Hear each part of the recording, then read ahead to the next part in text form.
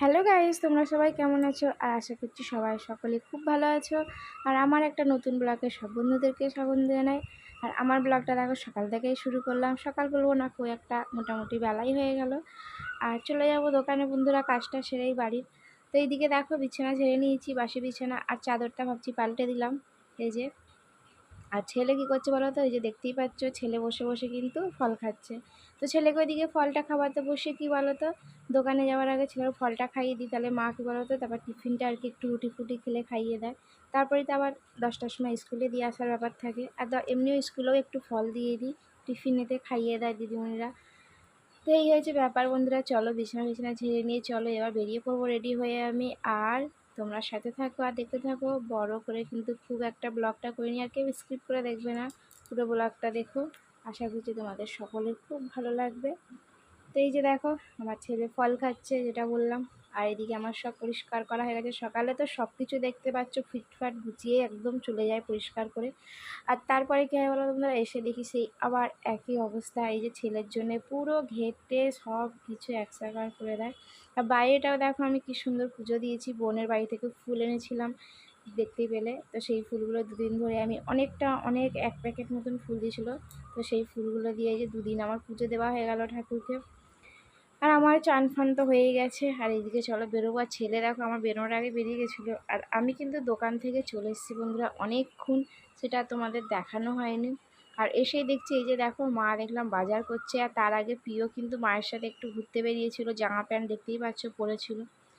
তো এর কাছ থেকেই আমাদের মোটামুটি বলতে পারো সারা মাসের বাজারটা নেওয়া হয়। আর ছেলে দেখো গোয়ালে চলে এসছে, আর এসে কি দুষ্টুমিটাই না করছে।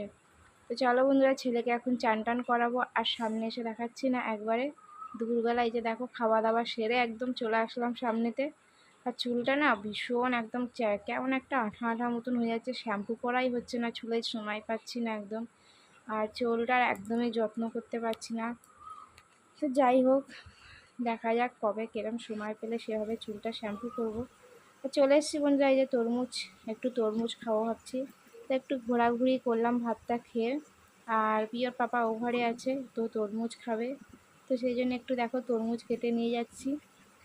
আর আমি ভাবছি বিকালবেলা ঘুম থেকে উঠে তরমুজ খাওয়া, এখন ভাত খেয়ে আর কোনো পেটে জায়গা নেই খাওয়ার মতন। আর একটু বোতলগুলো আছে, জল ফল ভরবো। তো চলো বন্ধুরা সাথে থাকো আর দেখতে থাকো। আর একটা লাইক সাবস্ক্রাইব কমেন্ট কিন্তু অবশ্যই করো ভালো লাগলে।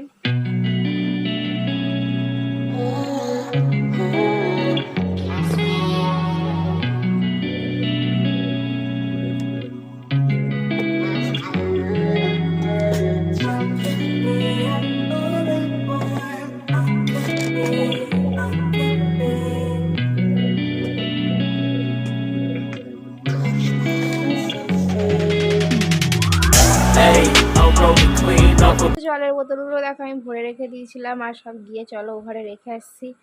আর এসে একটু শুয়ে পড়বো। এখন আর দেখা হচ্ছে না বন্ধুরা, একবারে সন্ধেবেলা দেখা হবে।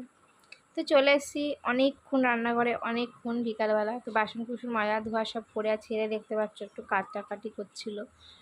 আর এদিকে দেখো আলুর দম আছে, আর ভেজেছিলাম যে লুচি, আর তার সাথে সিমই বানিয়েছি, সিমইয়ের পায়েস এই যে। আর প্রিয়র পাপাও চলে এসছে, চলো খাওয়া দাওয়া সেরে নেবো। এখন বাজতে যায় কটা বলো তো, 8:30 বেজে গেছে। আর আমার জন্য প্রিয়র জন্য একটা ব্রাশ আনতে বলেছিলাম, দেখো আমাদের দুজনের জন্য ছোট্ট ছোট্ট ব্রাশ এনেছে। তো আমারটা সেন্সোডাইন ব্রাশ ছিল।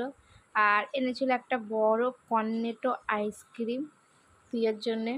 তো খেতে তো পারে না, বিস্কিটগুলো যে আছে আর কি গায়ে গায়ে সেইগুলোকেই খাবে। আর আইসক্রিমটা মাঝখানে না ঠান্ডা বলে খেতে চায় না, কিন্তু একটু একটু খায় সামান্য মতন। আর দেবেও না কাউকে, পুরো আইসক্রিমটাকে কী করে বলো তো, নষ্ট করে এই করে।